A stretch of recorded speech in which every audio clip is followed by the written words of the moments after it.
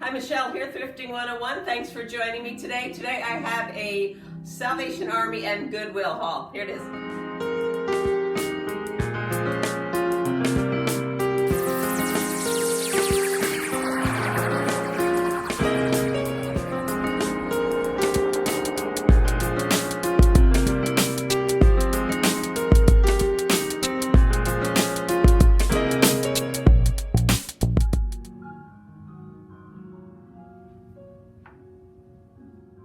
Found these adorable mid-century coasters, Christmas coasters made in Japan. They're tin at the Salvation Army. They were all bundled together. I didn't even count them till I came home. They were only 99 cents for the bundle. I do have 10 of them. They're adorable. I'm going to be asking $10 for the set.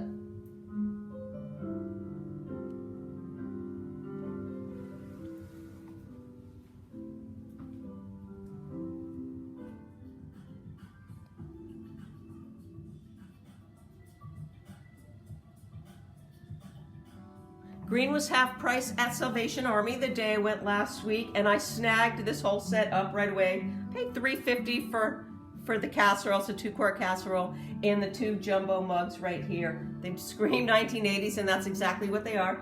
The pattern is called A Gaggle Geese, produced by Louisville Stoneware out of Kentucky. And the 2-quart casserole, they do have cute little handles right here. Super heavy, really well-made pottery. Anyways, put that back there. I'm going to sell it off as a set for about, I think, $40. And I did do a little research on Louisville pottery, as I'm not all that familiar with it, so I wanted to pass it on to you. So here's the story. Started out as Louisville pottery in 1815, purchased by J.B. Taylor in 1938, and became the J.B. Taylor Pottery Company. When J.B. Taylor passed away in 1970, John Robertson bought the company and changed the name to Louisville Stoneware. Went out of business, well, actually was sold in 2007 to the Two Stone Incorporation, pottery company, I suppose. And you can find Louisville pottery in the White House, the Smithsonian Institution, and a music box was gifted to Queen Elizabeth in 2007 when she visited Churchill Downs, and of course it played My Old Kentucky Home. It was gifted by the governor. I thought that was kind of interesting.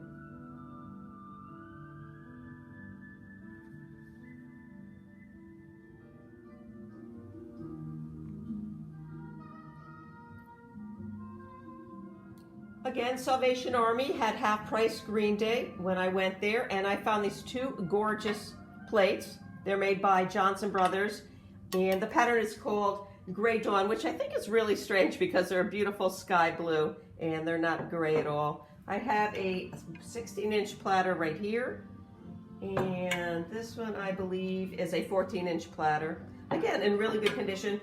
They ran 1925 to 1987, a really long run for this pattern.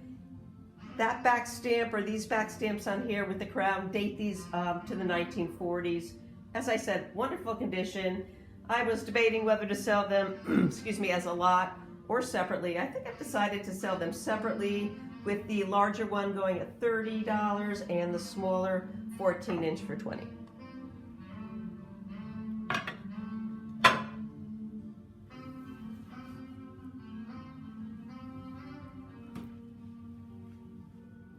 This up for $1.99 at the Goodwill. I just thought it was stunning.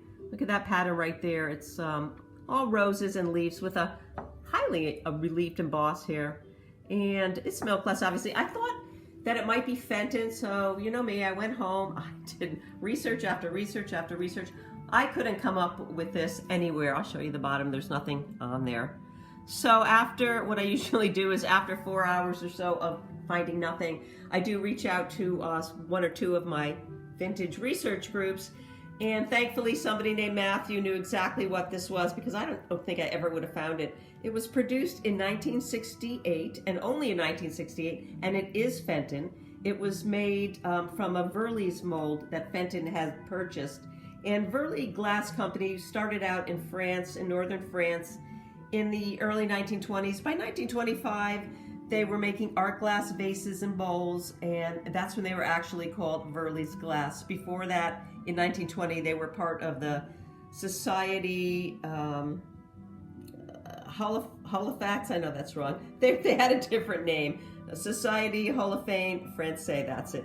A subsidiary of the Hall of Fame company, which happened to have been a U.S. company. In the 1930s, they were known for their Lalique style glassware, which is very expensive French glassware. I guess they made kind of the same style, plants and flowers, birds, fish, abstract, and what have you. And in 1935, they established Verley's of America in Newark, Ohio. Both the French and the U.S. companies ceased operation 1951 for the U.S., 1960s for France. The molds were then actually leased to Heisey in 1955. Who I've actually seen this bowl made by Heisey in a clear glass, not in the milk glass anyways, by the way. Let's see, in 1955, Heisey, who was simply leasing the molds, returned them, well, actually 1967. 1966, the molds that were left were purchased by Fenton Art Group, and there you have it. So I have not seen another one like this online. Paid $1.99 for it. I think I'm going to ask about $18 for it.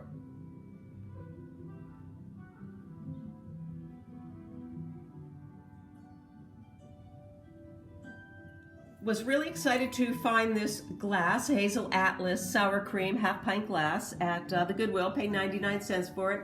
For those of you who've been following me for a while, you know I love my swanky swigs and sour cream glasses. This one, it was designed by Virginia Hamill, and it's in a wheat pattern. I'd like to talk a little bit about swanky swigs for people who don't know what they are. They were produced by Hazel Atlas for craft products, and only Hazel Atlas, and only for craft containers or craft products, starting in 1933, and they went in the 1950s. This one right here, I think dates right around the 1950s. They were sold, swanky swigs were sold in the United States, Canada, and Australia only. And how they came about was, it was the Depression time, and Kraft needed a new strategy to market their food, so they decided to put it in glassware. And the saying was, waste not, want not, which I guess was a big saying back in the Depression.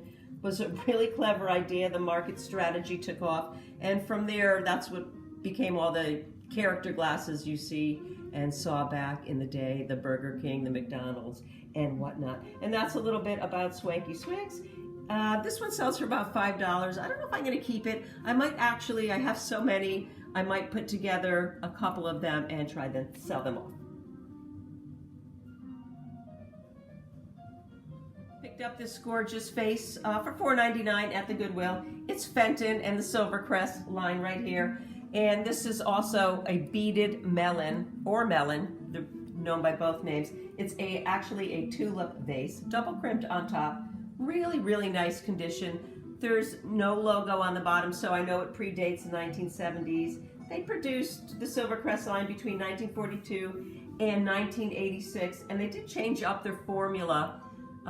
Back in the late 1950s, it was called opal glass. Before that, they changed the formula to a milk glass. After that, I believe this is an older piece. I believe this is the opal glass and not the milk glass. Anyways, it's in beautiful condition. It's 6 inch tall, and I'm going to be asking $20 for it.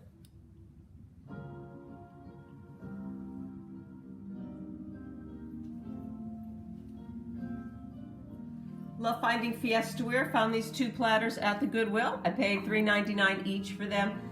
Excuse me, they had lots of plates, dinner plates here, but unfortunately they were in really bad condition, so I didn't pick them up. These are in pretty good condition, maybe just a utensil scratch, here or there. These are in the rose color, which was produced between 1986 and 2005. Sorry, they're 13.5 inch platters. I'm going to be asking $20 a piece for them.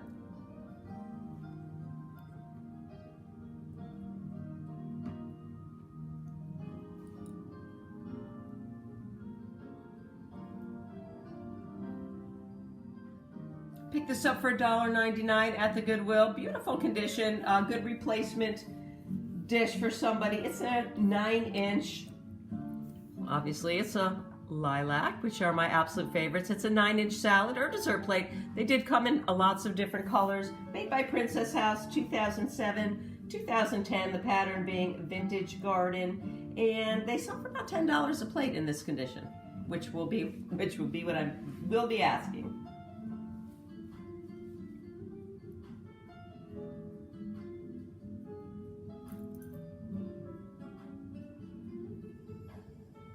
This up for 25 cents at the June Park charitable thrift store. If you remember a couple of videos back, I had a whole set of these. Some of them were chipped. I haven't gotten around to listing them. This one for $1, it has no chips at all. So I think I'm gonna go back through them and put together the best lot that I can and list them. I saw this really pretty carnival glass goblet at the Goodwill. It didn't have a price on it, so I brought it up to the counter and they gave it to me for 69 cents, so I did grab it. It's in the Harvest Colony, or the Harvest Grape pattern, excuse me, produced by Colony, Indiana, 1973 to 1976. And the reason I picked it up is I've had this little lone punch cup in the same color, not the same pattern, but the same color sitting around forever. I thought maybe I would put them together as a lot for people who like blue carnival glass. The punch cup right here, produced between 1970 all the way to 1990, is Indiana Carnival glass, and it's called Princess Blue Carnival. And a little bit, if you notice, the colors are pretty much the same. That's because Lancaster Colony Corporation acquired Indiana glass in 1957. So they basically had the same molds and shared the same colors. The first carnival glass color introduced by Indiana, excuse me, is this one you see right here, the blue in 1971, followed by gold, followed by sunset, which was a amberina, a red to amberina color, really, really pretty. And then the iridescent green followed that, and lastly the amethyst in 1974.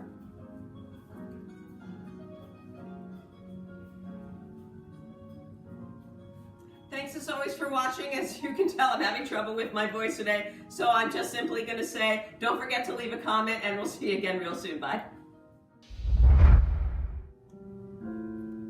Hi, Michelle, Thrifting 101. Swigs. First of all, tulip vase, or melon.